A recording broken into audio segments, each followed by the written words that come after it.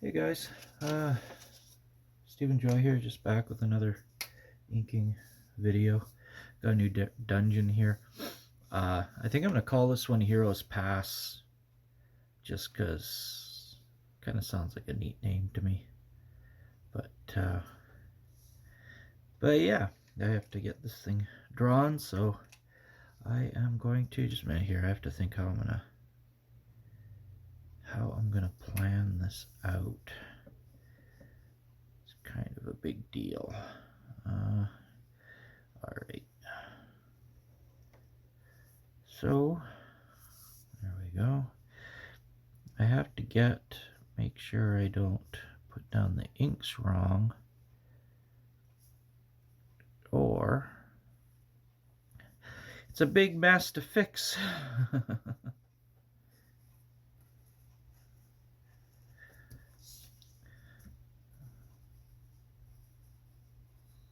So it's morning now, so I'm probably not going to be very talkative. I said that last time and I yapped up a big storm, right?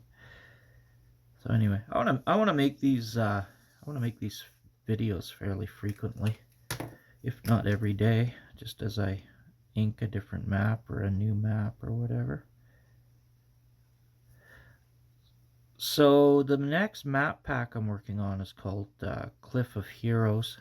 So I figure this one should be called Heroes Pass, and it just kind of goes along with that pack. It kind of is a location in a campaign world. So I figure most passes, in my game world anyway, a lot of passes are protected, you know, by some nobleman or somebody that wants to charge a tax, because they seem to like charging taxes. So that's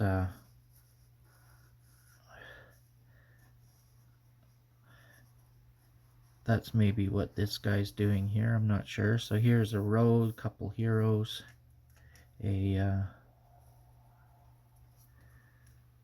entrance there. So it's not, I don't try and build, whoops, sorry about that, bumps the camera. I don't try and build the maps to be too strategic, because I have managed to kill a lot of players in my day by making things too strategic. So I try to leave little errors and stuff, you know, just so it's not so devastating. Because I've noticed adventures have a tendency to think that because it's an adventure it should be easy. So I have to remind myself of that. So what I do here, what I'm doing here, is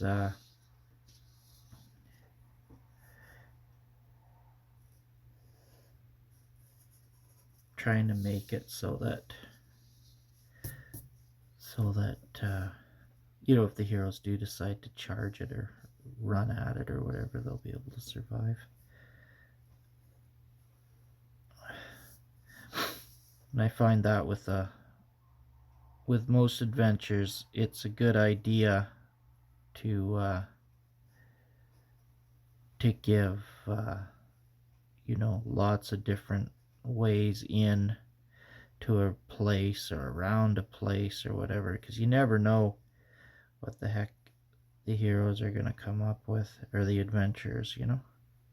There's no way of predicting, and there's no way of knowing, like as a map designer or a GM, there's no way of knowing really how hard a particular adventure is going to be for them. So you want to give lots of, I do anyway, want to give lots of you know, possible ways that they could solve something. Because something I've noticed over my time in DMing is you can't predict what players are going to come up with. And I think the same thing goes with map design. You know, you can't really predict how hard a map is going to be for the players to defeat, you know. And really the map, I think, is is an actual adventure in and of itself.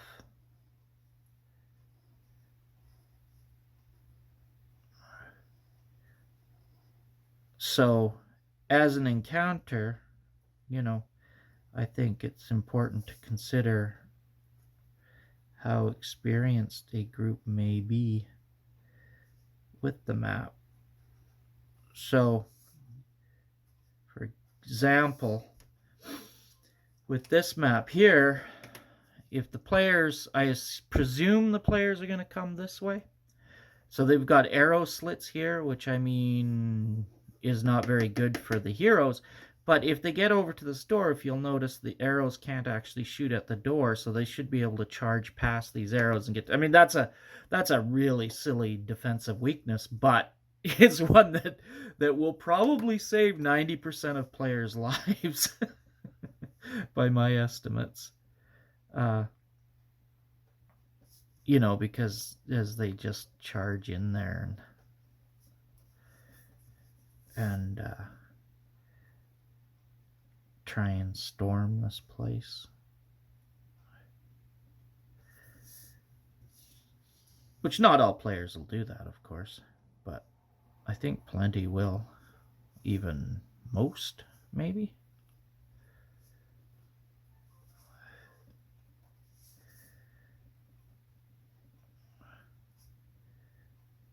I remember one game I ran, and there was a hill with a keep at the top of it.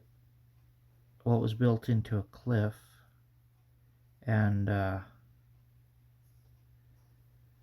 players, there were arrow slits at the top of it, and the whoops, done messed up there. Oh well. And so there were arrow slits, and there was a big iron door. You could clearly see that there was a big iron door. There were arrow slits because I built it to be very defensible, as I perceived that such a door would actually probably be. And so if you ran up to the door, the arrows could still, of course, hit you while you're at the door. Which, I mean, anybody who's designing this kind of defense would probably want the arrow slits facing the door, right? So they'd turn this a bit that way and face the door. So as you're trying to attack the door, they can, of course, shoot you. But the problem is the players just charged it. And the idea I had was that they would find a different way in than that. So what I figured that they would do is go up a chimney. So I had designed it so that it had a chimney. I may actually still have this dungeon somewhere. But I designed it so that there was a chimney because they had to cook and whatever, obviously. And so, but they weren't cooking at that time, so it was possible to go down the chimney. And I thought that that's how they would go into it. Or I thought that they would explore around and explore the map and see, you know, what areas they could get into more easily. They didn't do any of that. What they did was they saw the door, and about 2 minutes worth of discussion, they went charging in. I was not expecting that.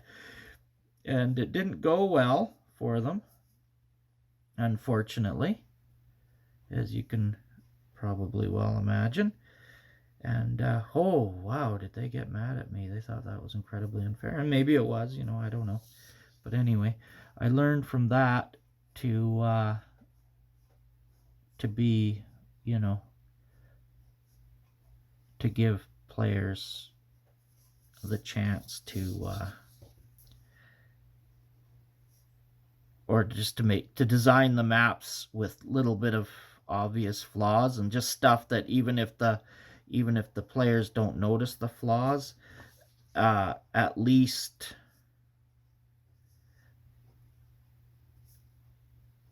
it won't kill them if they don't notice the flaws, right?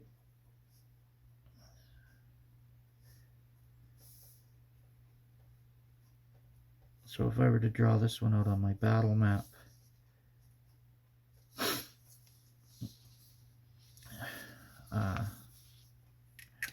ew, that's interesting. Add a bit of a cliff in there because that would be kind of neat.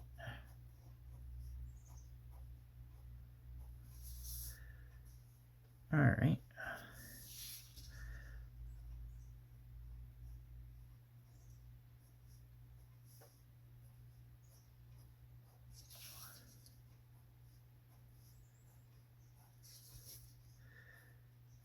So I don't know. I hope I can keep up this this drawing or this making a video every day thing. Might not be every single day, but hopefully mostly. Seeing as I have a map to ink, my thinking was just that I would be able to while I ink a map, make a video. So the thing was, with the first video I made, I had no idea what I was doing, so I wound up uploading it 4 times. So the first time the aspect ratio is wrong, so I had a little square like this with all this black around, and it looked like potato vision, which I did not want. I did not like that. So I wanted the quality to be a little bit better. So then, oh, this is something, man. You have to always this is a tip if you're into drawing. So I forget this all the time. Hold the page with one hand and draw the eraser this way. Because if you don't do that, you can end up wrinkling your page. It drives me crazy when I do that, and I forget all the time, and I do it, and then I end up with a big crinkle in my drawing, and I hate that. That's so frustrating. Especially when I get down here, if I do that, oh man, then it's gonna just destroy my drawing. So here's something interesting. This eraser, I'll bet you I've had this eraser. Oh, I bet you I've had this since like the 90s. Man, these erasers last a long time. That's crazy. It was a lot bigger.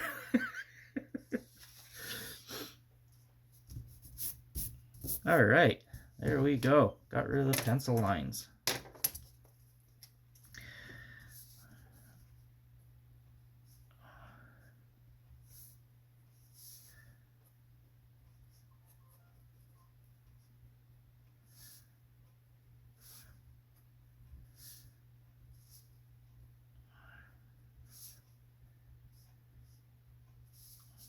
So I surmise that this is a road. I don't know if it's up on high cliffs. I guess that would be up to the DM what they wanted. I'm going to put the lines for making notes down there. So there isn't a lot of room on this. The art's kind of taking up a lot of space. I don't know if that's good or bad, but it is what it is.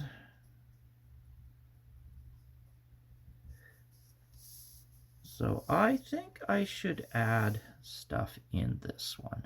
What do you think? I think that would be a good idea. Let's have a table here, a couple of stools. That sounds bad. Oh, they would be sleeping in here too, right? So let's look at what would the size be. Let's have a couple of beds.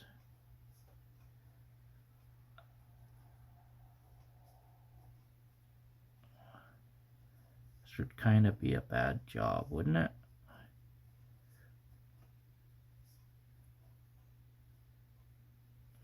All right, some beds in there. So they sleep where the arrow slits are. Add some doodad, add another thing in here. How about a trunk of some kind?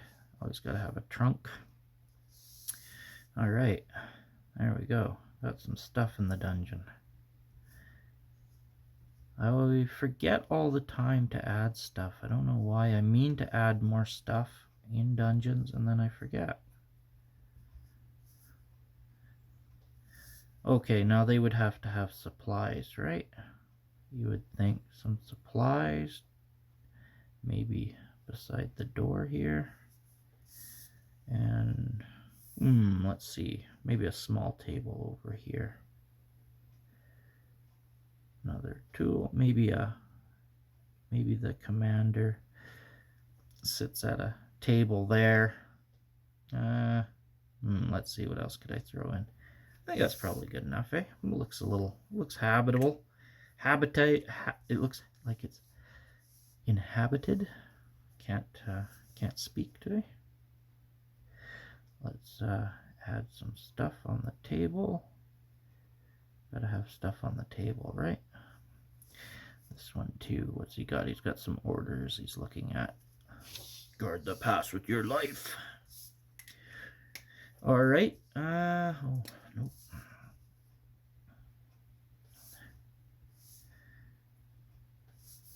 So now, what I want to do, let me think about where I want this.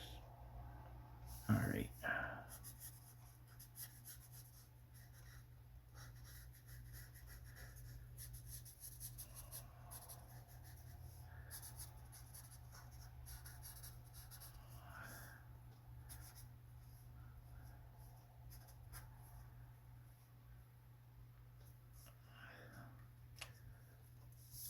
And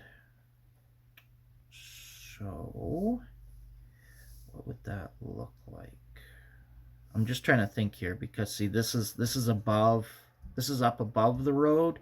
These guys are looking down at the road, so the road's down here. So this is some kind of plateau above, is the idea. But this is built into the cliff, so I'm just trying to figure out how that would best look. Let me work it out with a pencil. Yeah, that'll work. That might. Yeah, okay, that works. Whew, good thing. It's not very good working this stuff out when the ink's already down, let me tell you. Things can go sideways that way. And I do it all the time. That's the magic of Photoshop, though. I can fix anything if it's too bad.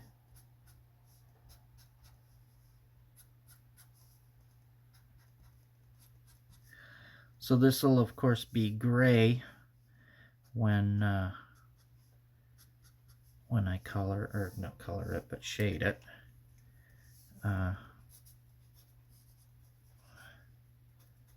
Which will help a lot with making it stand out.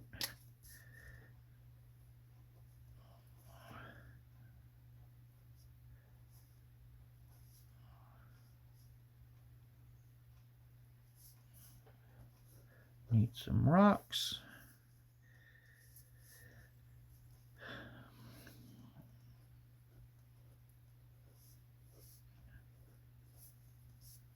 Extra rocky.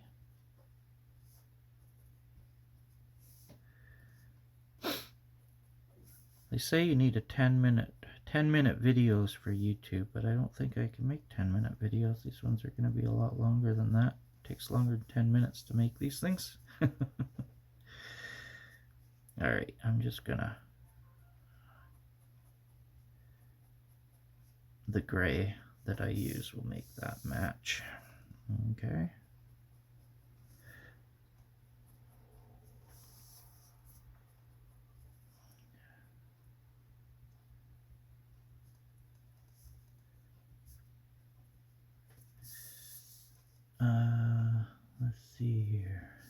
Yeah, this one should be good. This one won't be out for a while, so I'm actually kind of ahead on these right now.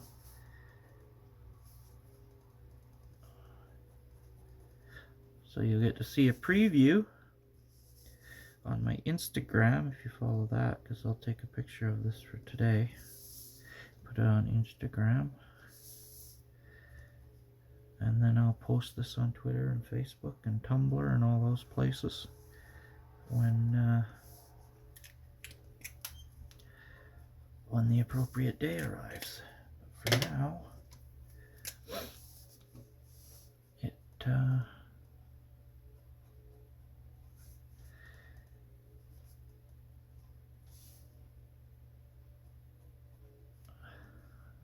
so there's something you'll really kind of want to do with cliffs. Well, except then I just didn't do it, so you know what? There we go. That makes more sense. That wouldn't be a cliff.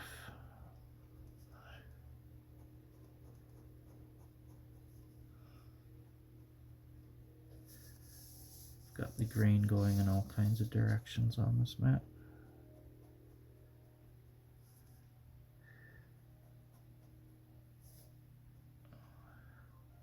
I think this just makes it look a little more cliffy.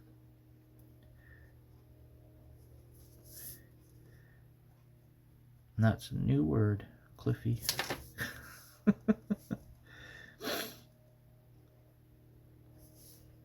Almost done this one. So I don't really have much to talk about. I do have a thing I was thinking of. There's a book I was reading, and where I got that Big 5 personality traits, and they have something. They were talking about something in there called the Dark Triad, which is psychopathy, narcissism, and Machiavellianism, and I thought, you know, that would be just awesome to rate bad guys on that scale, because that would be because then you'd have realistic bad guys. I don't know if that's maybe a good thing or a bad thing. It might be a bad thing, depending, but they would be very realistic. So a narcissist is somebody who basically wants everything in the world to revolve around them, gets extremely angry if it isn't, prone to acting out, seeks attention massively.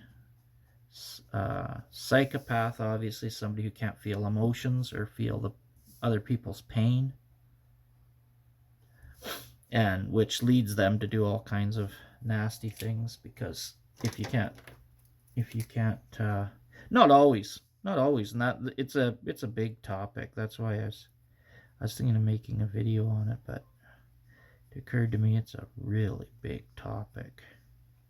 So I'm using a little bit thicker pen here just because I want to give the impression that these guys are closer up, because I don't really have any way of explaining it. The art has to sort of suggest it, that these guys are high up and looking down. So I'm hoping what the clues are is that there's cliffs here, but then you can see there's kind of, you know, the cliffs kind of disappear there, and these guys are kind of leaning over. So I hope it does look like they're staring down at the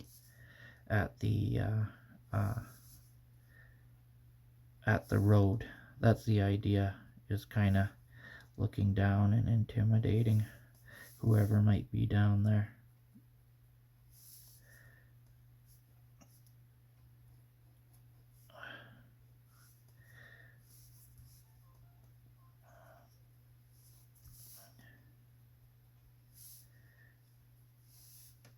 Yeah. Whoa, almost made a big mistake there. Holy. Alright. That would have been bad.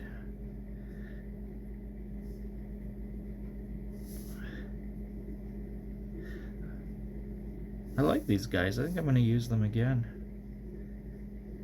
in more dungeons. They kind of look neat. I like to do that when making dungeons, is kind of keep things looking a little consistent. The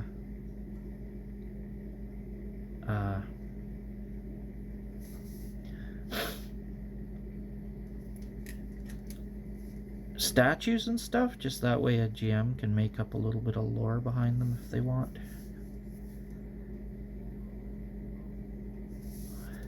You know, kind of thing. I can add some extra detail in here.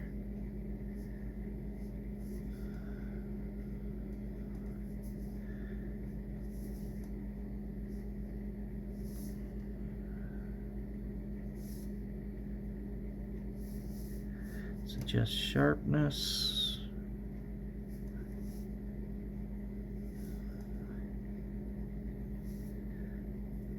And that would be the light. The light when I draw is always coming from up here. And the reason, that's just a thing that that I don't know if you listen or watch my last video about how people tend to see patterns and they get used to seeing the same patterns. So one of the things in graphic arts, one of the things in graphic arts is that, you know, you want the light to be coming from the left and down mostly all the time. People will relate to that easier. They're used to seeing it. The more people are used to seeing something, the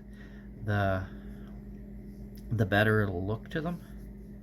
So you don't want to introduce too much new stuff, you know,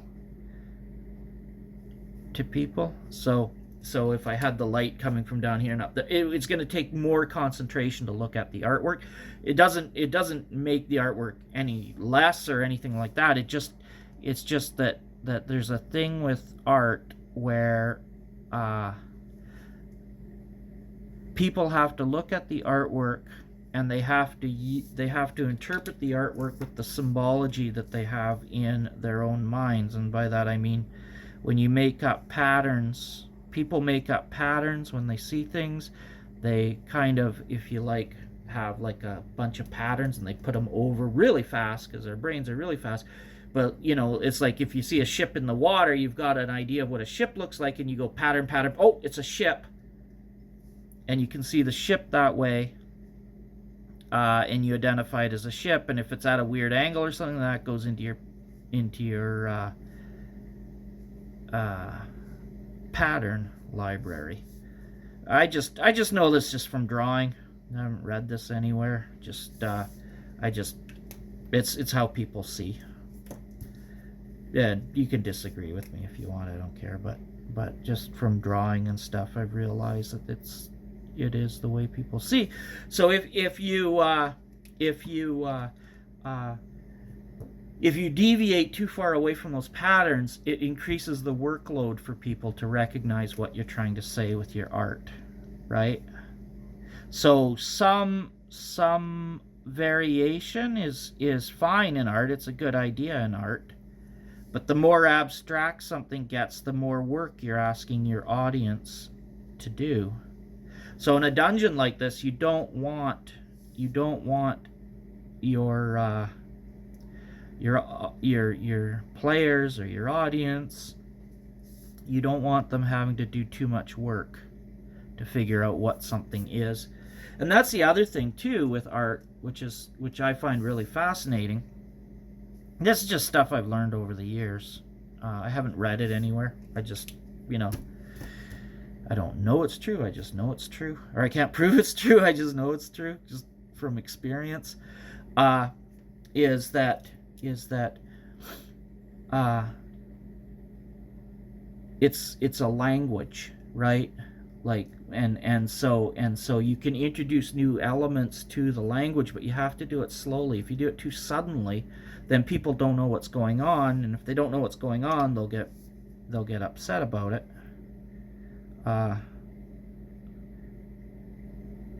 Because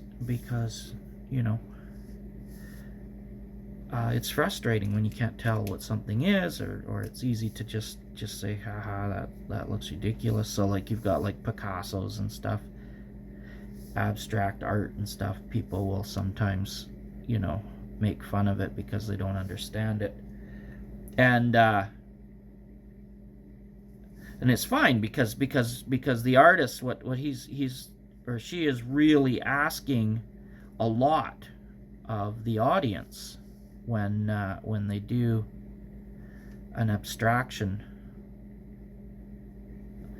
an abstract piece of work like that.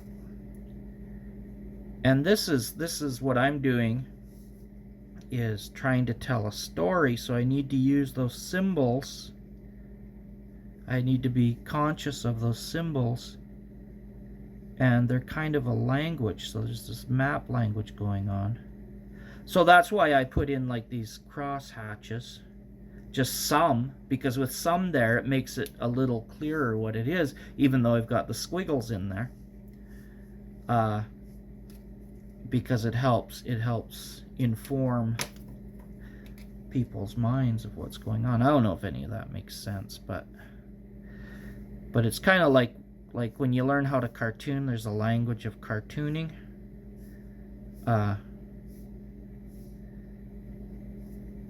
That doesn't. So the thing is when you have a do I have a scrap piece of paper somewhere? When you have something in a cartoon, say, and you're gonna do an eye, right? And you know, that looks a little more like an eye to us, right? Because we know the language of what an eye will look like, right? And then if we add a brow, and then we add, you know, like a nose here, and we start getting, now all of a sudden we've got a face. But the reality is this doesn't look anything like an eye. It's just the language that we accept, right? It's the thing that we accept as an eye. It's the language that we know and speak. I think this one's done. Can't think of anything else to add. So that's it for this video. I just have to color it. And you know what? If I add that, we'll make it look. There we go. Now I've got it. That's what was wrong. See, this is part of my language. A ledge or a road or something going on here. So now all of a sudden, yes, now it looks like that is a thing. I'll add a little more some stuff around. I don't need to color that, I hope, because there's not going to be a lot of room for text. I can go text here and text up there. The art is taking over. Okay, there it is. Hope you enjoyed this. Please like and subscribe and share my video. That would be really cool. If you didn't like the video, you don't have to like it. You can leave a dislike, I guess, if you really want to. But I prefer a like. Yeah, so thanks for watching, and you should be back tomorrow.